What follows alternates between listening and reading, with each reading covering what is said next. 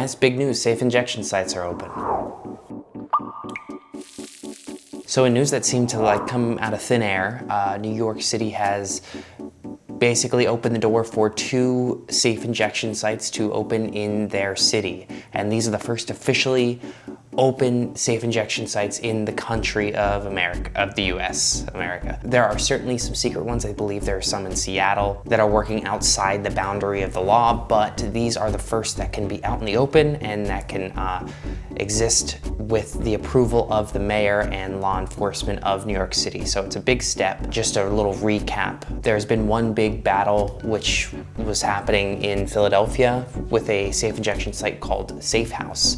They've been trying to open for a while. The Supreme Court almost heard their case. They rejected it, and now it's at another federal court. So that one has been going on for a long time. A lot of eyes are on that. This then just kind of came out of nowhere, and some sites are open in New York City, so that's great news. Here's a little blurb on the local news about it. Sam Rivera is executive director of the newly formed On Point NYC, a combination of 2 established service providers in Washington Heights and East Harlem. When the doors opened, dozens of users showed up to use these new booths. 3 of them almost overdosed the first day, but were saved by the facility. Hopefully this opens the door for a lot more to open up. If one thing it will open the door for is more lawsuits coming out. It says later on in that news clip that there were already some people coming out and trying to sue to get this not to happen. So it could very well go to the courts, and the courts could reject the whole thing. This is clearly setting everything up for a bigger battle. I think that eventually it will come out on top.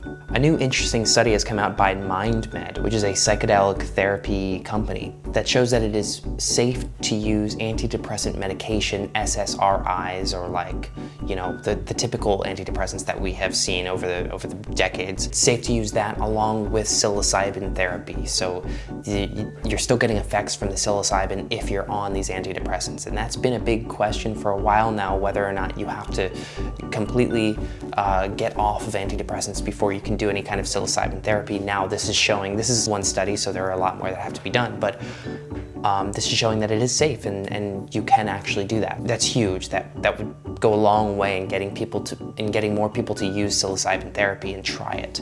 And the ideal path that we now see with that is that there are people on antidepressants. They kind of have gotten used to it. They've grown a tolerance over the years, and then they try psilocybin, and after the psilocybin therapy, they go off of antidepressants and maybe have to do psilocybin therapy once or twice a year, which is way better than having to take antidepressants every day. So since they are 2 very different things and they're targeting different parts of the brain, SSRIs are obviously targeting the serotonin levels, and psychedelics are messing with everything else. They don't kind of compete, or they don't conflict. Great data, would love to see some more of that.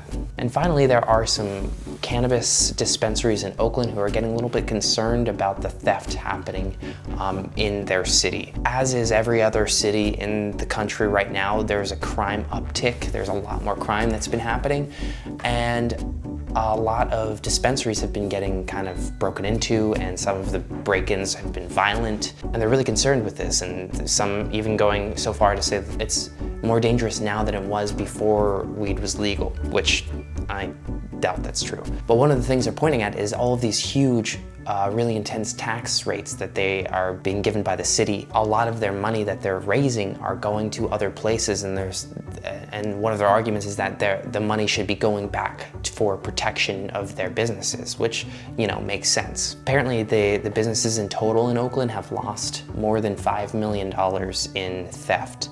That's a huge number. That would be a pretty lethal blow to a lot of different businesses. So hopefully this can be figured out. One of the comments in this article that I'm reading about, it's a local ABC News. One of the comments from a community leader says that dispensaries are the least of their concerns because there's so much crime uptick everywhere else. So it's not looking good. Hopefully, I don't know. I don't really have an answer to this. I'm just reporting it. Oakland's dispensaries are in trouble. And that's that for Wednesday. We'll be back in 2 days with more stories. We'll see you